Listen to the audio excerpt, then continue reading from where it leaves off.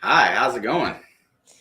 I was just thinking, how am I gonna kick this off today? How do I got anything to rant about? I don't know, but and I was just like, man, I've been sitting here for like half an hour trying to think, and I was like, I just got nothing. I got nothing today. Hey, can I start it off then? Yeah, go ahead, take the floor. What is the poll should be put up in the chat, and we should have probably done this beforehand. But what does the return of Deandre Hopkins mean for the Cardinals this week? Does it get them over the hump? Do they Well, start playing football? that's not what I meant by intro, but okay. Yeah, I know. You're gonna jump right into it. All right, all right. I'm excited. I'm excited to see if his presence actually changes Kyler Murray's performance. I mean, that's really the question, right? Is that going to help?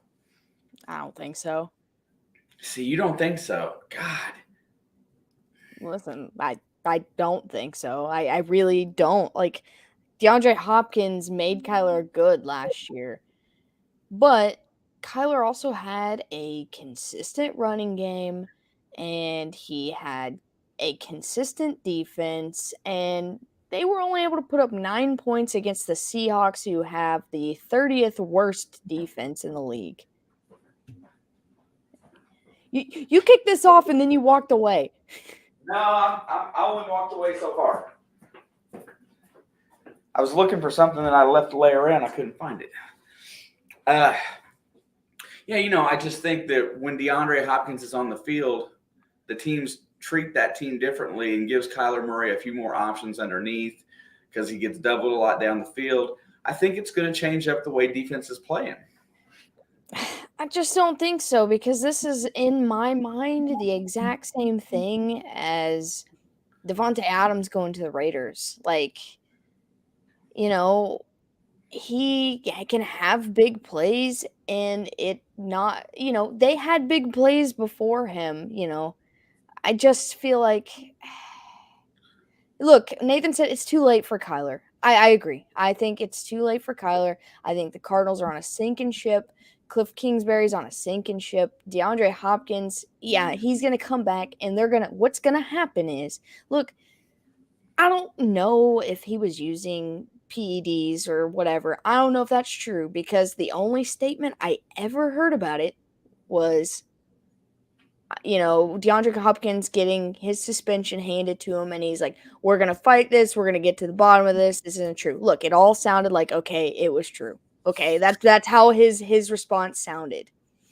Um, it's like accusing somebody of murder who did it. He's like, "Yeah, we're gonna do whatever we can to prove we didn't do it." Like okay, that's how it felt. So okay, maybe he was juicing a little bit, whatever. But he's going to come back in. And not every coach is Bill Belichick, but what did you say when we were talking about the Browns versus Patriots last week? What did you say about that game? The one most important thing you said. I said the Belichick will take away the most important thing to the Browns' offense was Nick Chubb. Yes, and with DeAndre Hopkins coming back, that is going to be the most important piece of their offense outside of Kyler Murray's legs. Now, what I'm getting at is Kyler's like all shaken up. He's all excited. He's like, I got my guy back. He made me look so good last year. And so he's going to be like, I got to give him the ball no matter what. I have to give it to him. He's got to make plays. And that's going to lead to turnovers, because he's going to just, anytime he's in trouble, he's like, I'll just throw it to DeAndre Hopkins. It's going to get me out of everything. And they haven't played together since last year. So there's some rust to be knocked off. I don't care how good DeAndre Hopkins is. Everybody has to knock off a little bit of rust here. Um, but just looking at his ball sharing with the other guys, you got Andy Isabella, Rondell Moore. They went out and got Hollywood Robbie, Brown, and he became his main target, and he's hurt now. So his safety blanket is gone in Hollywood Brown. They've got Robbie Anderson, and they've got DeAndre Hopkins coming in here on a short week, so there was not a lot of time to prepare Robbie Anderson for this offense if he's even playing. They need a run game outside of Kyler, and I think they're gonna try to do the just throw it up, DeAndre Hopkins down there somewhere. Like, I don't think it's gonna work for him this time. Yeah, they got Zach Ertz. They've got a lot of positional players that they've got an ideal, fantastic football team. So your overall end-all be-all theory is that a bad quarterback is a bad quarterback regardless, and no matter what his weapons are, he's going to perform about the same that he did the week prior. An average quarterback can win with anybody. A great quarterback can truly win with anybody, but a bad quarterback relies on too many things to be able to be to be able to win games, to be able to be consistent. Look, you can talk about the defense all you want, but it really comes down to Kyler Murray's performance if they're going to win games. Doesn't matter who you have on your team. See, let's look at the reverse side right now, and cause see, I was really on the fence on this game. I really have been, because it seems like a very should be even game, okay? But now that you've got Andy Dalton, that may or may not be quarterbacking, because it's going to be a last minute decision whether it's him or Jameis this week, and then you've got no Michael Thomas, who's been out. You've got Jarvis Landry, who's been out, and then you've got Andy Dalton, who's been playing very good football, scoring points with guys like Troutman at the tight end. And he's also going to be out this time, unfortunately. So you've got New Orleans that really hasn't, Chris Olave has been excellent. Alvin Kamara's, back and playing appropriately. They're going to be balanced on offense. The question is, can they win on the road? The real question is, can Arizona win at home? I mean, let's look. I had my mind made up before we got in here, but I wanted to talk with you about it and see if you could give me an angle that I've missed to help me sway it. But look, I trust the Saints on the road anywhere more than I trust the Cardinals at home. Okay, that's a pretty fair point. Secondary player for the Saints that's still out this week. What's his name? Can't get it. Lattimore. Marshawn Lattimore, yeah. That's who would have been on DeAndre Hopkins in coverage. By the end of the game, Cincinnati's offense last week had broke down the secondary a little bit to where they got to the point where they were getting better plays in. So it's just I'm really on the fence. I'm like sitting here. It says it's a 2-point spread. I feel like we might be, it might not even, this game might be a 1-point game. I don't think it's going to be high scoring or a blowout. Look, we watched New Orleans versus Seattle, and then we watched Arizona versus Seattle. And look, if you can just compare that right there, one of these two teams won, and one of these two teams put up 30-plus points.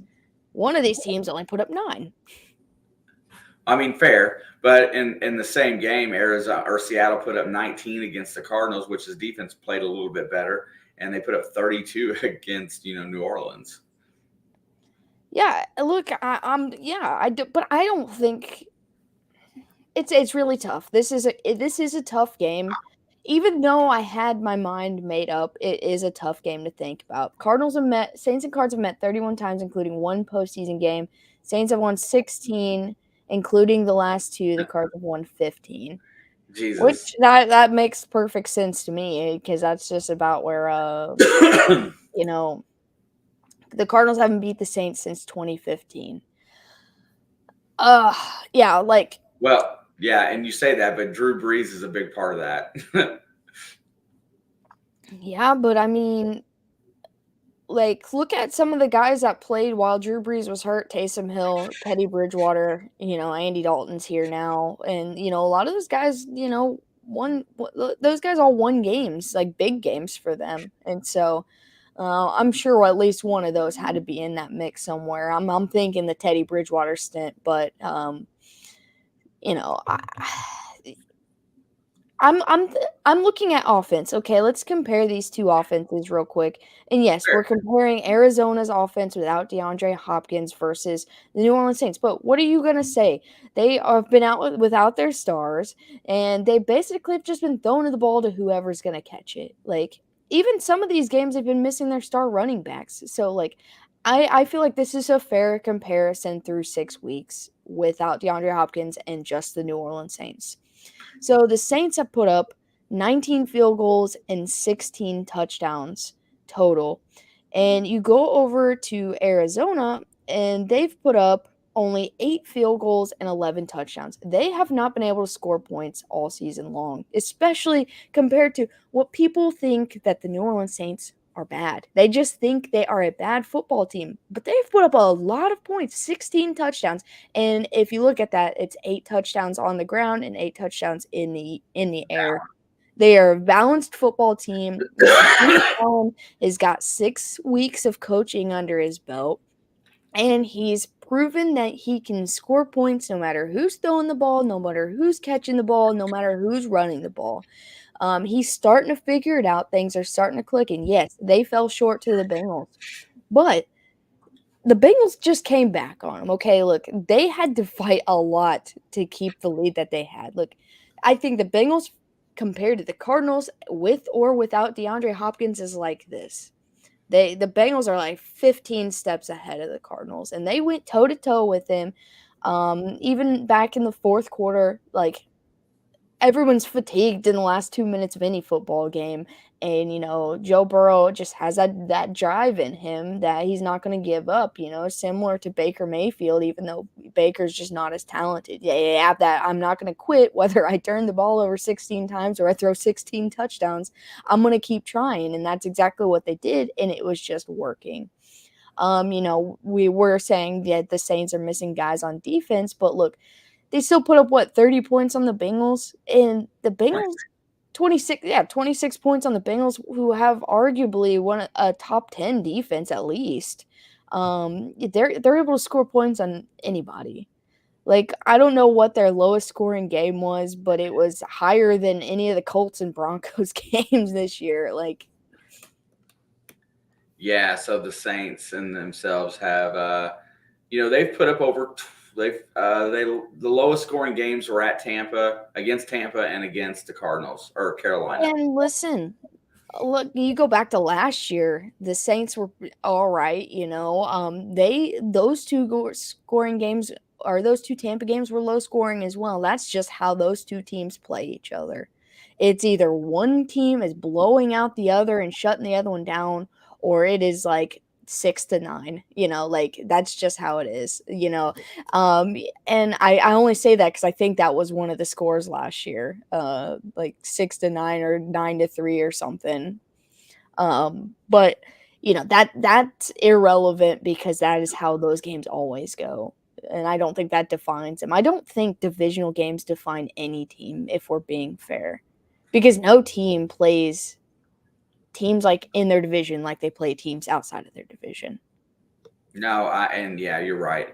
In divisional games, coaches get creative because the teams know you better than anybody else, so they always pull off new stuff, and it's a learning experience because that's how they're trying to beat you with something new, and they know each other really well. Divisional games are just all divisional games are a coin toss in some aspect. I mean, really, if you get down to it.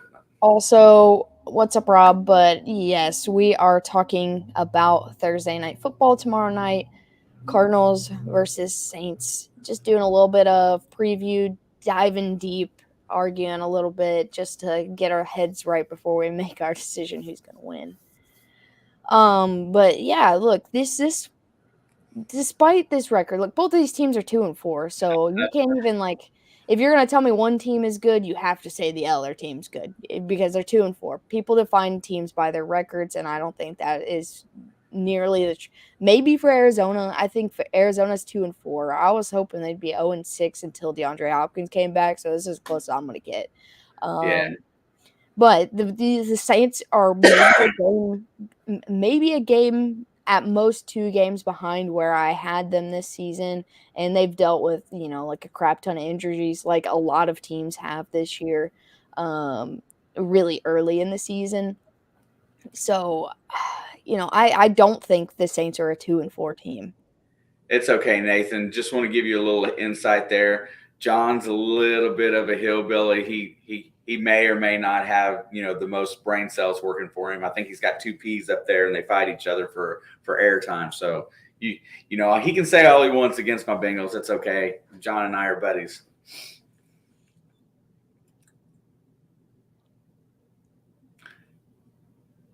Both Saints QBs are considered questionable. But what about Taysom Hill? Is he considered questionable? The last thing I heard today was Dennis Allen said it'd be a game time decision who started. Yeah, well, if it's gonna come down to it, I really think Andy will start. Jameis will be QB2, and then Taysom will be there if anything happens. For Wildcat and stuff like that.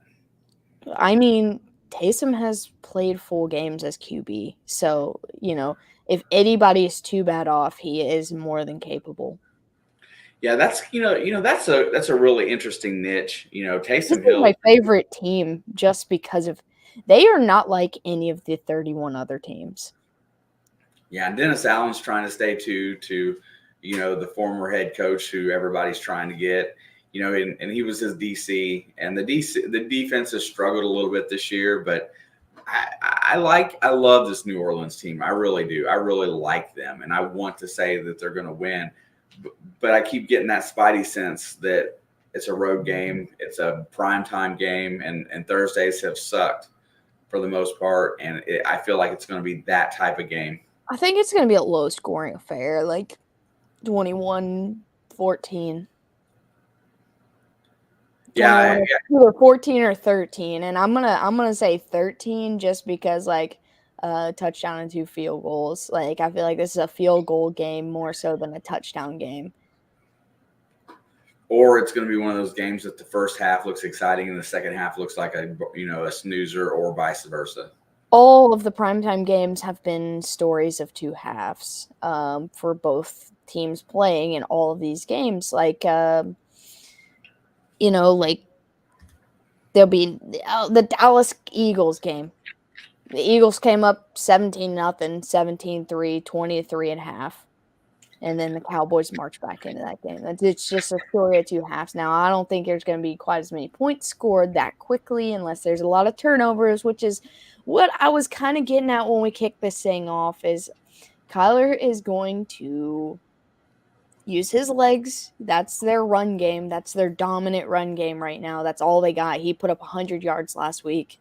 And when they are put in situations, they have to throw, and there's pressure coming. He's going to lob it up to DeAndre Hopkins no matter where he's at, no matter who's covering, no matter how many people are covering him. And I think it's going to lead to turnovers because even without Marshawn Lattimore, the secondary for New Orleans is not all that bad.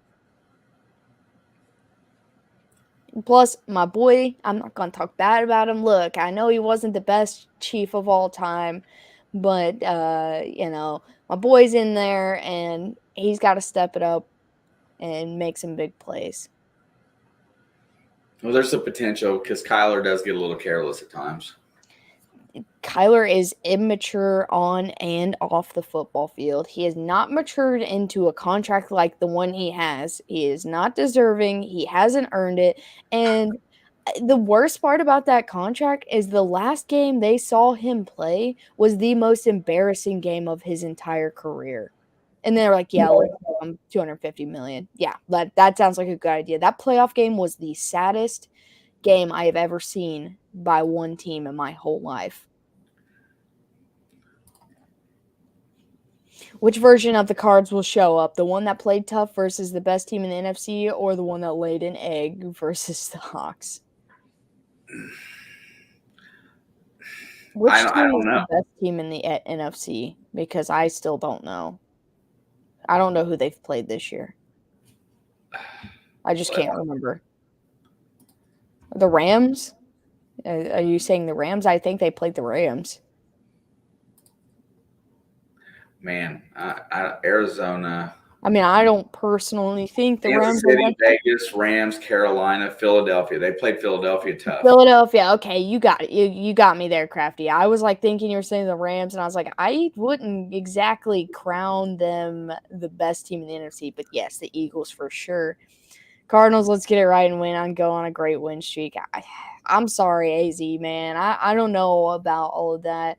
I want to see DeAndre Hopkins do well, and there's a lot of position players on that team that I do like, and I do like this team's defense like a whole lot. I liked them better with Chandler Jones, but I still think they have the ability to be efficient. Um, let's see if I can pull up the Cardinal. Let me just compare stats, like defensive stats. Because defensive stats matter more in this argument because we're going to see a new Cardinals team with DeAndre Hopkins, and so DeAndre Hopkins does not play on defense. Let's see. Thursday. D-Hop going to find a new team after this year.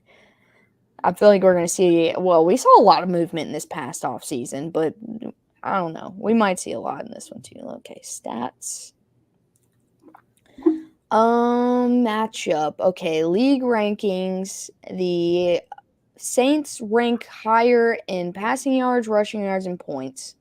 See, look, right there is right where I'm like, if the Saints are beating the Cardinals in rushing yards, we've been spitting it all year. You got to be able to run the ball to win. They're averaging 151 a game. The Cardinals are averaging 119 a game, and that means their running backs are getting like 19 yards a game because Kyler's getting 100. Like, that's not efficient running. That's just running yourself out of a bad situation running. Let's go to defense because that's really what I wanted to look at. In passing yards, the Saints are ranked 16th at 238, and the Cardinals are ranked 20th at 249. Rushing yards, the Saints are ranked 20th at 120, and the Cardinals are ranked 7th. They're in the top 10 in defense rushing yards with 103.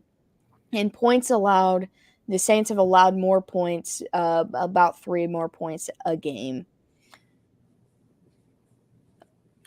I just feel like this is going to be a very even game. I'd love to hype up one or the other and say, oh, it's going to be an easy win. I just don't think it's the case. I think it's going to come down to this dumb stuff, what determines who wins.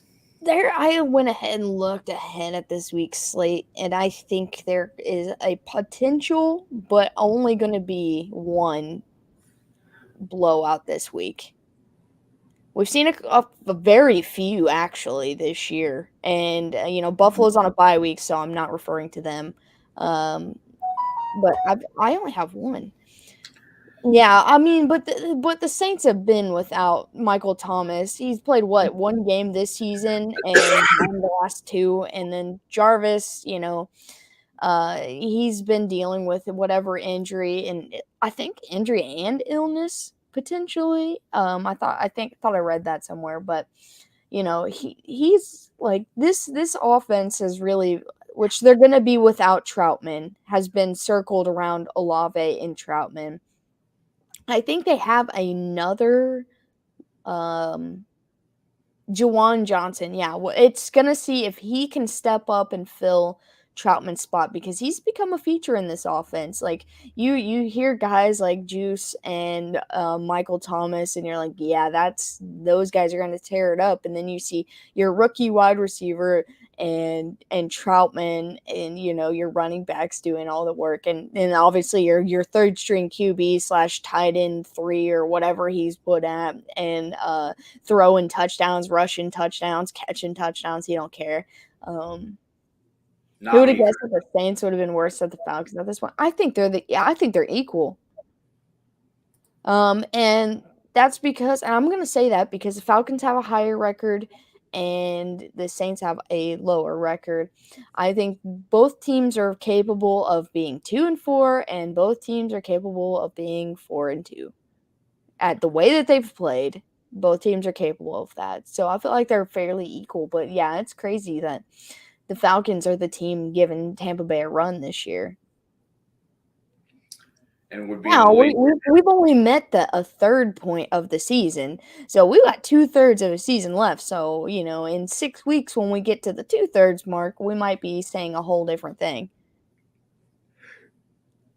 And we saw how Tampa's playing. We obviously don't care about Carolina, but when we've seen how the Saints and the Falcons can play.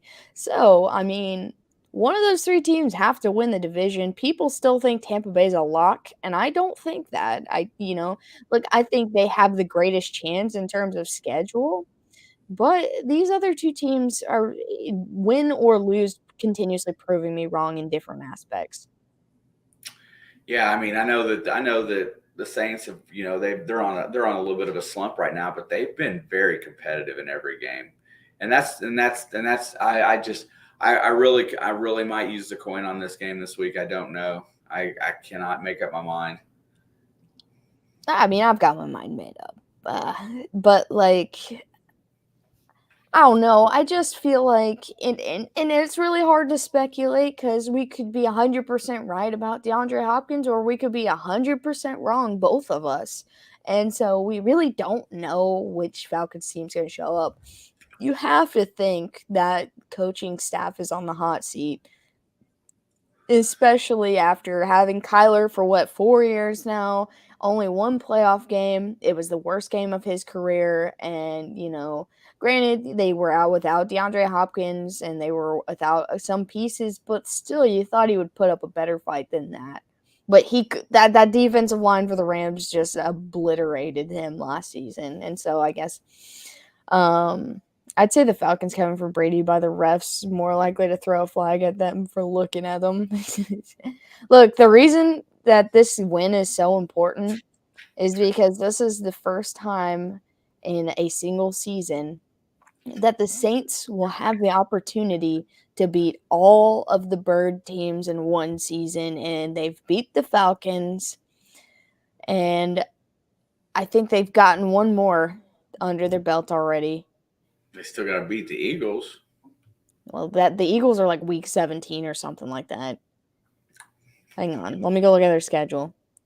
And they beat the Seahawks. So yeah, they're 2 for 2 so far, and they've got the Cardinals, the Ravens, and then they have to play the Eagles. Now look, they picked the worst season to go after the Eagles team, but that's in week 17. They could have locked up the NFC number 1 seed by then, and things might be different. Look, they could still make a run for that, and so I'm still look. I'm taking the Saints no matter what, but I'm rooting for this record setting. Because wouldn't it be funny to set a record like that with probably like technically by default the worst roster they've had in the last since the Drew Brees era? Oh, and come back and win the division. That would be a great story. No, I just mean beat the Birds. I'll just beat the Birds. Yeah, that's a record, man. Like, I don't think anybody's ever beaten all 5 Birds in one season. See, that's a stat that I never would have thought about. Well, I like stats like that. That's cool. Yeah, I just I still think it's gonna be super close, and it's just I just don't know how I feel about it. I've not been this undecisive about a game because I know that. You remember week 4? That was Huh?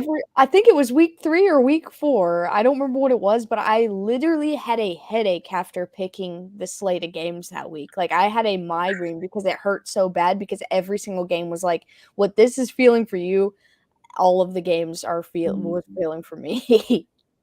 I mean, most of the weeks I felt pretty good about my picks, and I feel pretty good about a lot of the rest of the slate for this week. But and here's the problem: whatever I pick on Thursday night here lately has went to crap. So I took the coin toss last Thursday and I got it right. The Thursday I used the coin toss before that, I was wrong. So I am 1-1 on Thursday night football with the coin flip. Shelby's So, sucks. work does suck. I was there, I worked 35 minutes over my schedule time today, and it was a long day. We had a system outage. Well, they were doing an upgrade, which is the equivalent to just the system going out. And so it was a long day. So I feel for her right now because there's a lot of headaches to be given out there. So let's start going. I guess we've sit and discussed it for about a half an hour. What do you want to? Anything else that we want to discuss about the game? Any other angles we want to hit it from, or we want to start going into what we're going to? I wish I would have wrote down all the notes that I truly had, but I was thinking about it while I was at work before it got really dumb. But let me look through these stats because I feel like I had more to talk about. And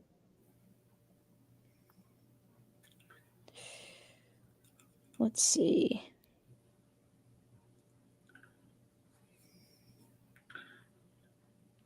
I mean, what kind of abdomen issue does Marshawn Lattimore have? I wasn't sure what the actual injury was. Well, I've got their roster up in front of me right now, so let me see. And you're absolutely correct when talking about the NFC South. To see Atlanta tied for the lead right now with Tampa Bay, it's just a half game ahead of them because of the head-to-head. But just to see that warms my heart a little bit because you get the feeling that Tampa's just on their way out. It's going to be an implosion from within. Yeah, a little bit, Mickey. We've been talking about really Alex feels like the Cardinals are just going to be complete garbage the rest of the season. She really doesn't feel like it's going to get better with DeAndre Hopkins. She's not sold on them at all. And she's pretty confident that the Saints offense is going to put up points. This is what I'm saying right here. It's going to happen. For some reason, I feel like right now, like the Saints are like my baby bro team. I've always got that NFC, one team. And I just can't root for Carson Wentz. So I'm very back to rooting for Washington now that Taylor Heineke's going to be in there for 6 weeks. But I feel like the Saints are like my little baby bro. But I'm not wrong. I feel like I could list 100 reasons why both these teams could win this football game. But the Cardinals have won like 3 of their last 15 home games. Let's just I don't know, it might not be that little of number, but let's see. Cardinals home games. I got to specify because it's around baseball playoff time and so it's pulling up St. Louis. Arizona Cardinals home games. Schedule. There we go. I should have just typed schedule. So they lost at home to the Chiefs this year. They lost at home to the Rams this year. They lost at home to the Eagles. All of their wins are on the road this season. Yeah. 2021. Such a weird statistic, right? Winning all your games on the road.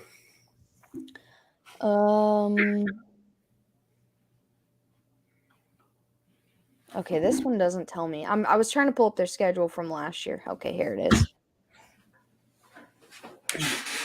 Regular season. By the way, how's it going, Mickey? Nice to see you tonight, bro. Their last game, week 18 last year, was at home. They lost to the Seahawks. And then week 16 was their last home game before that they lost. And then week 14, they lost at home. They didn't win any home game. They haven't won a home game since week 7 last year. And they've played 1, 2, 3, 4, 5, 6, 7. They've played 8 home games. They've lost 8 home games in a row. God. Dude, that's so nuts. I mean, how does that happen? They were the most dominant road team last year, at least through the first half of the season.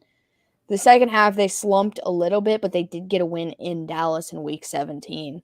So that's a big win for anybody playing in Dallas. Yeah, that was D-Hop too. That was without, DeAndre Hopkins. I know they slumped the second half of the year when he got injured, but they still got wins, but they were all on the road without DeAndre Hopkins. So what you're saying is they're due to win at home. They're due to win at home, but I can't bet on them to win at home until they do it. You can't bet on them for the first time. I got it. Listen, I have. There's a what's up, Ben? Also, he snuck in here, but I just feel like there's certain things, like I'm trying to think of a good specific team right now to do this with. Like, I can't bet on the Cardinals at home till they win. I can't bet on the Packers right now until they beat Washington. If they beat Washington, I'm back on. I can believe in them. You can't bet against Buffalo until they disappoint you, right? It's just like one of those things. Like, I'm not going to do it until it happens. And so I'm not going to bet on the Cardinals until they can grow a pair and reclaim their home territory because it's gone. They've lost it. There's no home field advantage when everybody wins there except for them. I mean, and they know it. They're aware. Yeah, I mean, I got to think, that we've been talking about coaches on the hot seat, and Rule got kicked out really pretty quick this year because enough was enough. Well, we were waiting for 2 years now for that one. Yeah, I mean, if they didn't owe him so much money, they would have kicked him out last year. He said, so what part of either of these depleted teams makes you think one is better than the other? They're both trash. Everybody in the entire football fan base thinks the Saints are bad at football. And I'm telling you, look, they have the same record, but I have the Saints being a better team by a mile. They're more complete. They're more balanced. They have a great defense with or without Marshawn Lattimore because his replacement's been doing fairly well. And his replacement has also been playing a lot, and he's been doing well. They're young, they're just inexperienced, but they're getting playing time, so that's just going to continually make them better as well, playing around all these veteran guys. I mean, I know we're trying to find a way to make something good out of something but both teams have struggled. They've at least Arizona struggled to put up points. That's the most important thing, man. Like the Saints are good at putting up points. Through 6 weeks, they've put up 16 touchdowns. No, Mickey, we're just doing tomorrow's game. We do Sunday's games on Saturday. Yeah, Saturday, we're going through the rest of the week. I don't know why we make one really long stream about one game, and then we do 1 hour and a half long stream around 12 What's games. up, Rob? What's up, Rob? Nice to see you, my friend. Yeah, Nathan has deemed himself statistician of It's in the Blood. No, I united him. I know you knighted him, but he said that he wanted that job to be historical reference guy, and that's it. Saints D has given up a lot of points, but they've also proved in the last couple weeks that they can score a lot of points, and the Cardinals have not really proved that they can score a lot of points. Every reason that you've got to pick the Saints gives me the reason why I'm just going to pick the Cardinals to be contradictory this week. I heard you talking to your buddies before this stream and said you were going to pick the Cardinals before you ever spoke to me. You didn't even know what I was going to say. I figured you were picking the Saints. Nah. Yeah, I did. Have averaged 30 points both scored and given up over the past 3 weeks. But I don't think the Cardinals can put up 30 points. My mom that's the interesting part about that is I don't think Kyler Murray, especially under an ounce of pressure, and the Saints D-line is good enough to at least get to him a couple times, is capable of putting up 30 points with or without DeAndre Hopkins. Man, I was not excited for this game, but now I'm getting kind of wound up because it's about that time to put the picks in for good. And how are we doing? Who's winning overall on CBS now? Is Dave still winning? No, we all took a step back. We all took a pretty big step back this week. But I think Shelby won this week by like a lot, like 4 picks or something. No, I meant like the overall so far. The overall, Dave is winning by 1. I'm behind you by 2. And that's because I put my week picks in last week on Wednesday, and I never went back and changed any of them because I wanted to make sure I had Thursdays in. And I did that 2 weeks in a row, and I screwed myself out And of you a missed a couple. Thursday one week, right? And I missed a Thursday, yes. That's because you decided to tell me as the game was starting. I'm sorry that I warned you late. I apologize. But no, CBS has gotten tight. You and I, on ours, you took a big step back last week. You Oh had a yeah, rough. I got 5-4 right last week, and that's because I Shelby, did not trust myself. Shelby and Ben each got 9 last week, so that's cool. Wait, I'm thinking about. Yeah, I knew Shelby went off last week. So, Biggie, join and pick, so man.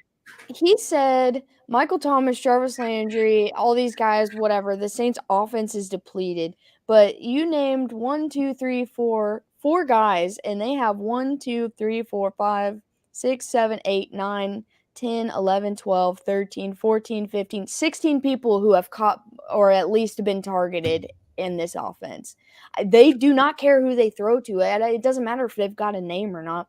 They still have Olave, who is developing into a stud and has an honest chance if he doesn't get beat out by guys like Breece Hall and Kenneth Walker for Offensive Rookie of the Year. And they also have, Jawan Johnson, I believe, is going to be playing in the place of Troutman, who was a bigger piece of this offense last season. They've got Callaway, who's also been a good factor. Camaros can be effective in the pass game.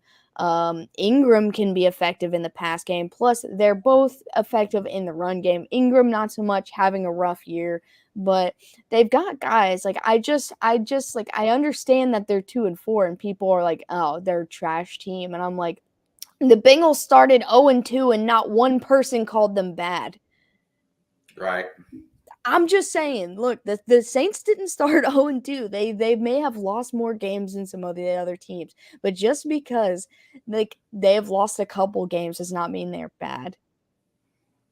I don't think they're a bad team. I'm just finding something. I just got this. I got that. It's my hunch that they're not going to play well this week, or Arizona's going to finally start playing up to their capability, because Arizona was really close to a playoff team pick this year. I mean, they were close. I mean, especially even in our brains when we kind of went through and said who's going to be in the playoffs, Arizona was probably on the outside looking in. I'll tell you if I had Arizona in the playoffs. I think I did. I have mine wrote down all right here. I did not. I had the Arizona Cardinals finishing 9th place in the NFC. Yeah, I mean, that's exactly where I had them too. 8th or 9th. 9th or 10th, I'm sorry. I had them outside of the playoffs. Yeah.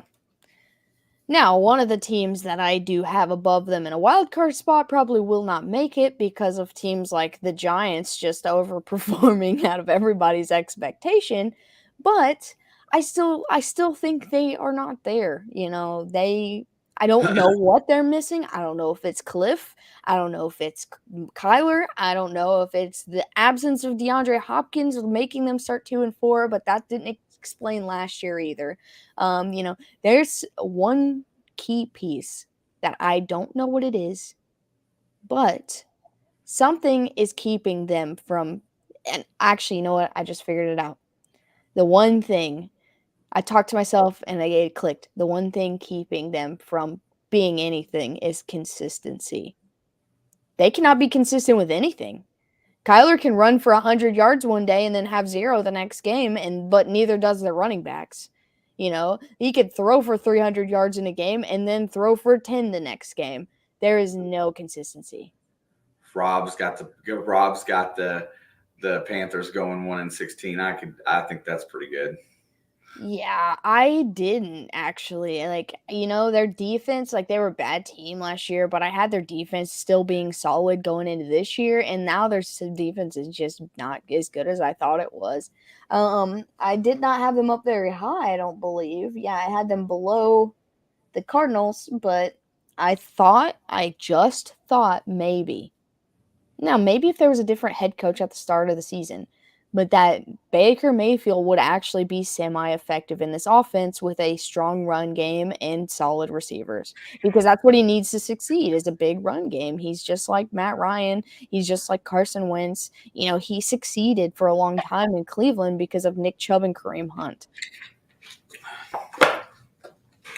So I had them getting 7 wins because of Baker, and now they're not going to. Yeah, ownership there, they've really made some bad quarterback choices as far as money spent, honestly. I mean, Sam Darnold, maybe, who's playing this weekend, I think. PJ Walker. You sure? Yeah, I heard them say that Sam might play today on the radio. That's why I was eligible to play now because he was very, very injured for a while. But I think they should still take that lightly because it was not a pretty injury. God, just think at the end of this season, that's going to be a fire sale of unwanted quarterbacks there, right? Also, speaking of the Saints, and look, this is not going to take anything away, but Chiefs Kingdom Twitter is absolutely bonkers, and they will throw any and every idea out there. And I started hearing a rumor today that Cam Jordan might be one of the guys the Chiefs go after before the trade deadline. That would be awesome. What's up, Jason? BC Treasure Trail's in the house. Any given Sunday, absolutely. Absolutely. I love Chad Henne. Hey, you know what? The trade deadline, is that October 31st, or is that in November? November 14th? 4th? Dude, because I honestly it's got a think 1 or a 4 in it. Might be November 1st. I think this year the trade deadline is really going to be really kind of cool to watch. Well, Travis Kelce thinks that they restructured his contract to get OBJ, and he hopes that that's what they're doing, but he does not know. That's what he said on his brother. Okay, the first. But that's what he said on his podcast. But I personally think they should go after a defensive end and a left tackle. Yeah, I mean, I think at some point in time, we're willing to trade Orlando Brown Jr. for anybody. Yeah. When guys go through that, that you just got to be sure that they really this year that he had to prove himself to get that bag that he wanted, and him and Andrew Wiley are 2 in the top 5 tackles giving up the most pressure. Now that ain't gonna fly. Not in the guys that are coming after us all the time. Listen, I need to keep Patrick Mahomes' legs and feet planted, not laying down. I don't want him to be a Joe Burrow. No offense, but that's a Cincinnati thing for a long time. It's getting better, so thankfully Joe Burrow's life might, be full. Foolish. But in Veach we trust, that's what I'm saying. But look, Andrew Wiley, I love that guy. I think he's just having a rough year. Orlando Brown Jr. is on a prove it year, and he has done nothing to prove it. So somebody else can go overpay him. I don't care if he goes somewhere else and he is the best left tackle in the game. I do not care. He is not the best left tackle in Kansas City, so I don't want him, and I don't want to waste the money on him. Yeah, you know what? We could devote a whole hour to the guys that are asking to be traded and who are probably going to be traded this year at the trade deadline. Robert Quinn, William Jackson, those guys are both asking. They're both looking to get out of their respective teams. There's a lot of guys talking about wide receivers going different places before the trade deadline. I mean, this could be the most exciting trade time ever. God, Rob, you know what? That's interesting, but I feel like he's cancer, man. I don't feel like he is a team player. I feel like he wants a paycheck. That's what he wants. He was good in Baltimore. He was great in Baltimore. But he came to Kansas City and forgot how to block a QB or block for a QB. Yeah, Now, I'm not giving him Trent Williams money because he wants to play for Patrick Mahomes. Like, no, he's not special. Zipping lips. Come on, Mickey. You're allowed to say whatever you want here, my friend. Yeah, you're on my side, and I'd like to hear what you have to say. But he has done nothing but disappoint me thus far. I really like Andrew Wiley, but he is just I think he is just having a bad year. Like, I think that's all it is. And our center, Creed Humphrey, chef's kiss. Chef's kiss. Chef's kiss. I don't think he's allowed a single pressure this year. Like, can I just get 5 Creed Humphreys? Looking forward to see Zappy on primetime. Yeah, you thought what Bill Belichick did to the Lions was bad. Wait until he gets a hold of the Bears. The Lions were the number 1 scoring offense and put up 0. Justin Fields will probably not play football anymore after that game. It's like, man, if I could have anybody on my team right now from the way they're playing this year in the NFL, Matthew Judon would be really high on my list. Oh, I'd love Matthew Judon. I'd love Cam Jordan. He's a veteran. He could probably take a shorter deal, and yeah, pray for Fields. Like, you think the Lions game was bad. If Bailey Zappi in his first career start did that to the Lions, he's going to absolutely dine on Bears for the first time. Yeah, I feel bad for Fields. He's just praying that he's gone by the trade deadline. And it's funny, but prior to this season, the four of the biggest trades, except for the 2 wide receivers. Brian Burns. Brian Burns. I was just talking about like the 4 trades that most everybody talked about, like Khalil Mack, and Russell Wilson, Amari Cooper, those guys getting traded. Even Carson Wentz was kind of a big deal, and that none of those guys have really panned out that well where they've went. Tyreek Hill has done okay, but it doesn't seem like nobody really found good homes. I mean, for the guys that when these teams gave away all this draft capital, Miami. I don't know that Miami's going to rebound.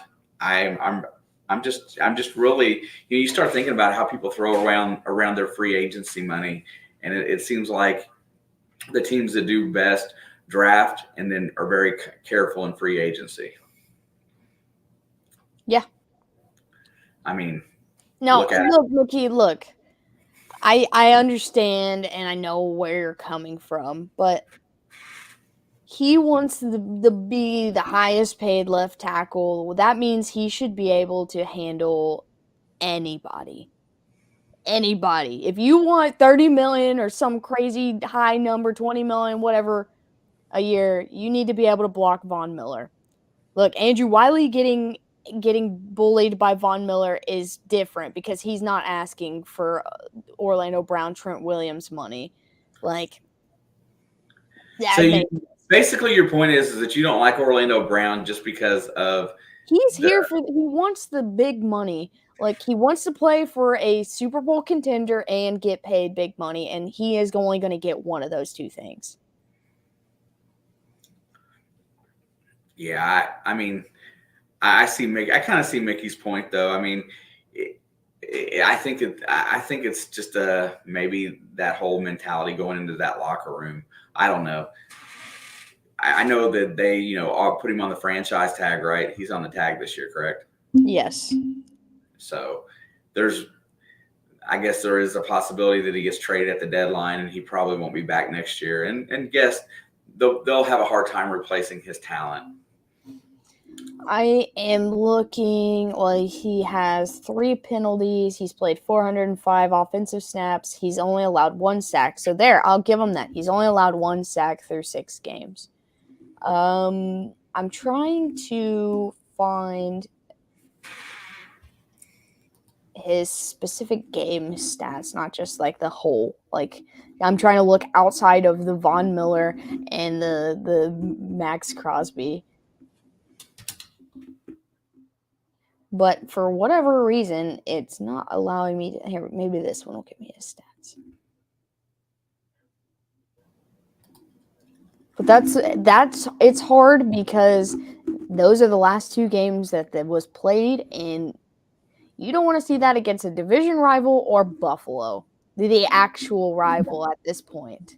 You know, they're wanting to build a line that's going to be able to handle whatever Buffalo, Denver, the Chargers, or the Raiders throw at them. Granted, everybody else too, but that is the 4 main teams that they want to beat.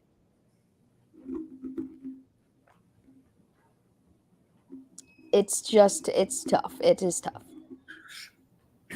Well, I am definitely ready to get these picks out there and 100% in the book for next. I already made my pick. I'm just waiting on you.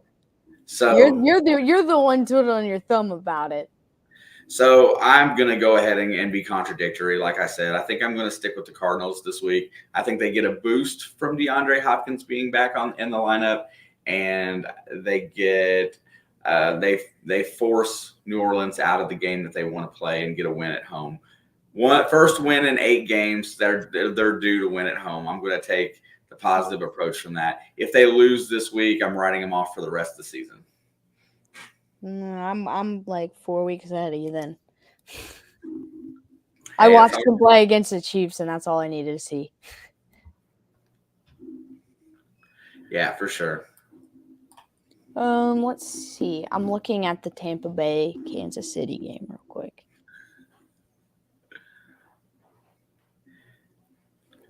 Yeah, Nathaniel Hackett, this is his first year, might be his last. I'm not really impressed with his coaching prowess. They had 3 sacks and an interception on Mahomes.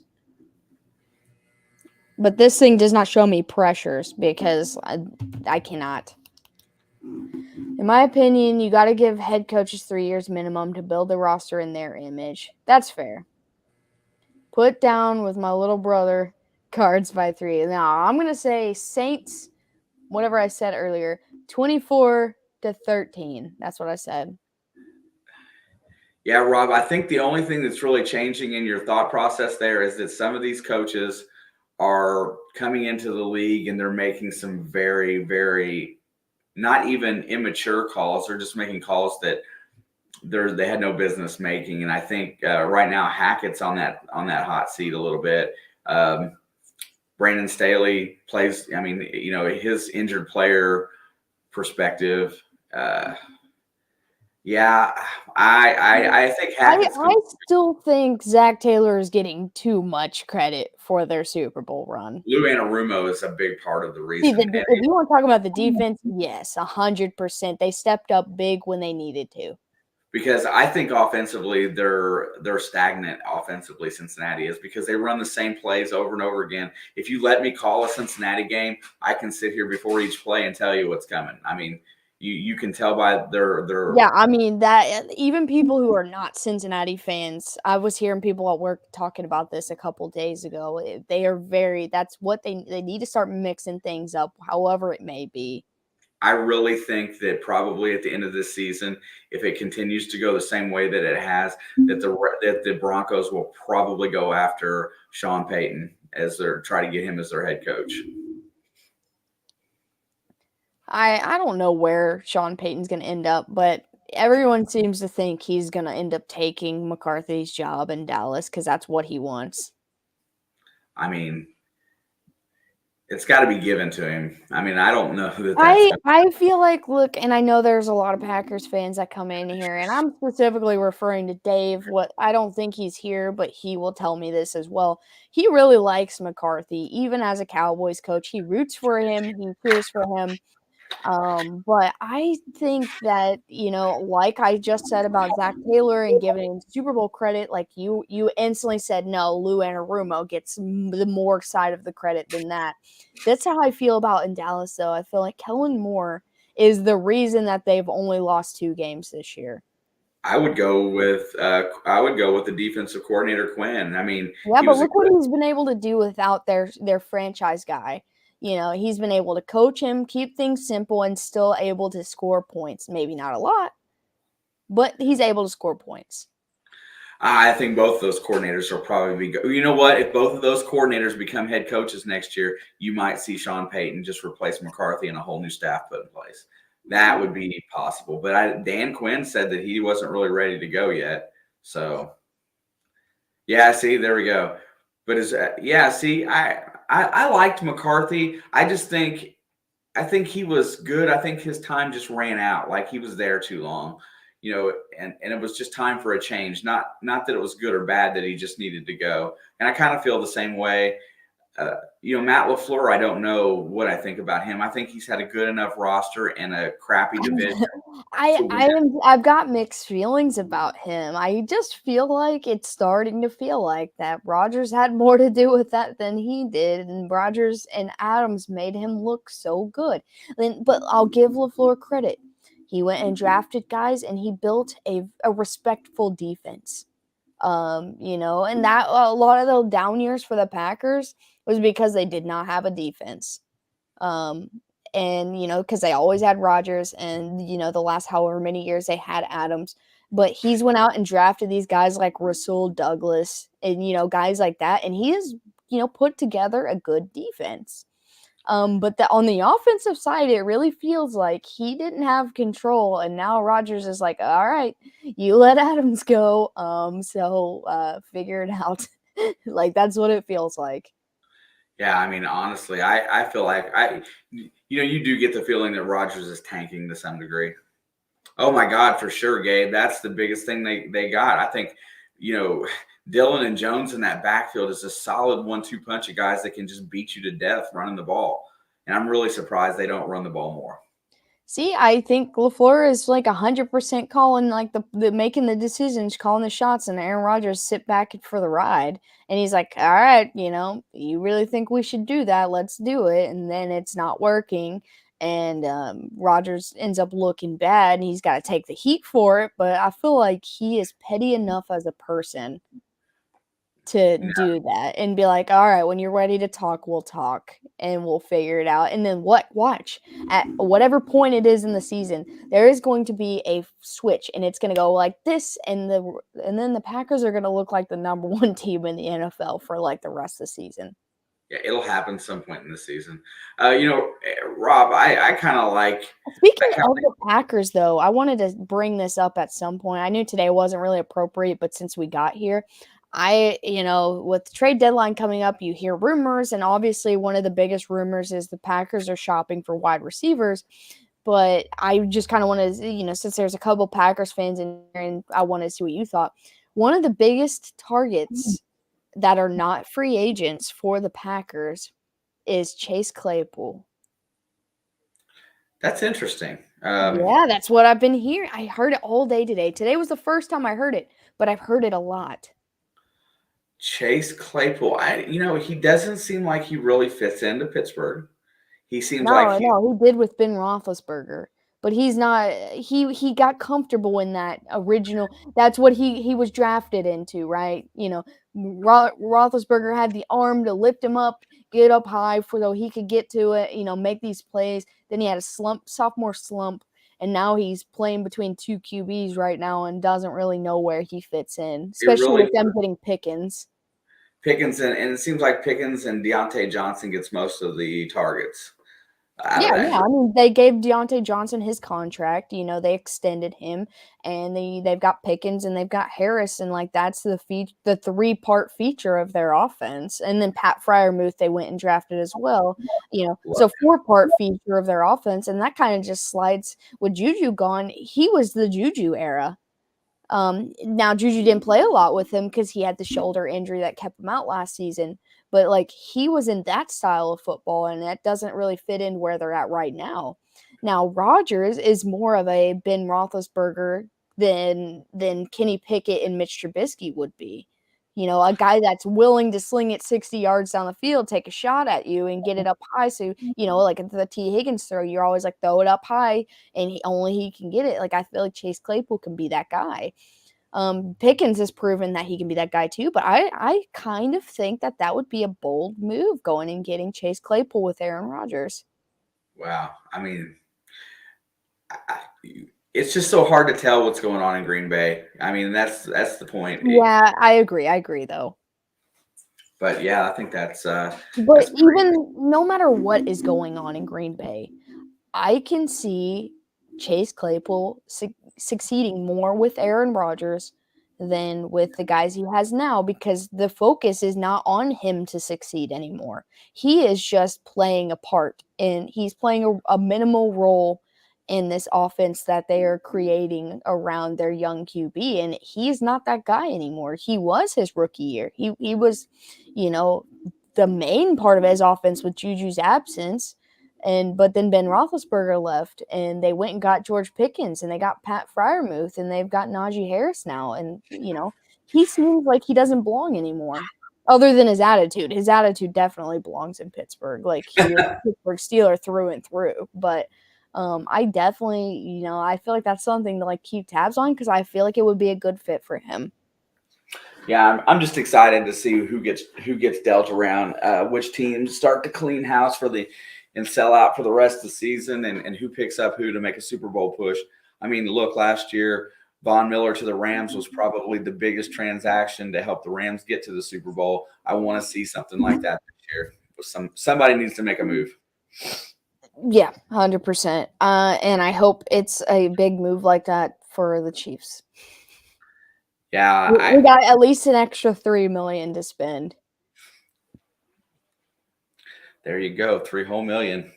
I mean, $3 million could get me to do just about anything at this point. So, somebody offering someone $3 million to come play for a Patrick Mahomes team, it almost sounds like, hey, come play with me because I'm Tom Brady.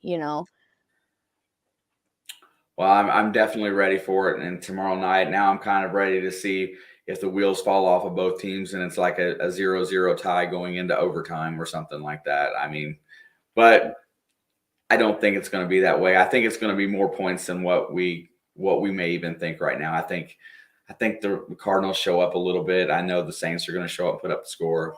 It's just a matter of who wins the game. I told you, I gave the Saints 24. I think they're capable of scoring more than that. But realistically, I want to say this is going to be like 28-21. But every time I shoot this score up higher than X amount, there is no points being scored. So I'm playing it safe, 24-13. And I'm going to say it's going to be like around the 13-13 mark, like most of the game. And then someone's going to get away at the end. I'm good. Well, I decided to say if the final score is 21-17 tomorrow, I'm on freak out because you said it like 5 times and you're sticking to your guns, and I have a lot of respect for that. And Nathan came in here one day spouting that score over and over again, and he was right, and I really just like got in my head. And then he almost predicted the 12-12 tie between the Broncos and Colts. Now that was what was gonna, make me absolutely lose it. We were in here rooting for a tie that night because of it. Yeah. But it is almost 10 o'clock, and yesterday was the official start to the NBA season, and Luka Doncic plays basketball in 20 minutes. So you got something to do tonight. It's like watching Patrick Mahomes play on a football field is what watching Luka play on a basketball field is for me. I like your jersey, by the way, your shirt. Oh, it's just a shirt, but it's my boy. And I got the game on. I'm actually watching your boy play against my former Mav, Jalen Brunson, as a Knicks. Yeah. That's what I've been watching. Well, I had it on before the game started. 24-13. Yo, he's right there with me, man. I said 24-13. I think I wrote it. No, I didn't write it, but I did say that. I'm actually super, super stoked about this game tomorrow. I get to wear my Saints jersey for the first time this year. And yeah, I'm excited for it. It's gonna be a good game. I need Hey, the Saints to win for 2 reasons. 1, because I am way too far behind on you, and 2, because I wanna see the Saints do it, all 5 birds, like, that's what I'm rooting for. and let's be honest here. I like the Saints. I really do. I love them as a team. I just got that feeling this week about going the other way. And hopefully inevitably my feeling propels you to a win because I would rather see the Saints beat the Cardinals any day of the week. Yeah, I don't really want the Cardinals. I kinda as much as I want the Niners to win the division because that's who I picked, and I wanna try to get as many of the 8 division winners correct as I can, I would love nothing more than see the Seahawks take that division. The That would Seahawks be and the Falcons to take their divisions this year. I would love nothing more than that. And so, that would that's be great. but All right. anyway, I'm getting off here so I can watch some basketball and see how the season's gonna go. If I'm gonna be all in or all out really quickly because I have a lot of expectations in this Mavericks team this year, like higher expectations. But I will be back tomorrow. I'm off tomorrow, so I'll have plenty of time to get myself up and pumped up for this game. I'm going to try to bring the energy just in case the energy is not in the game. I cannot wait for that. And sitting here talking with you today, I'm really wound up to make my week picks. I'm not sold on all of the picks I'm going to make, but I'm excited to talk about it and get into that with you because it's going to be a good week of football. Whether I do well in my picks or not, it's going to be a good week. But I'll see everybody in here tomorrow night. Have a good night. Stay safe. We love you. Much love. Much Take care. love.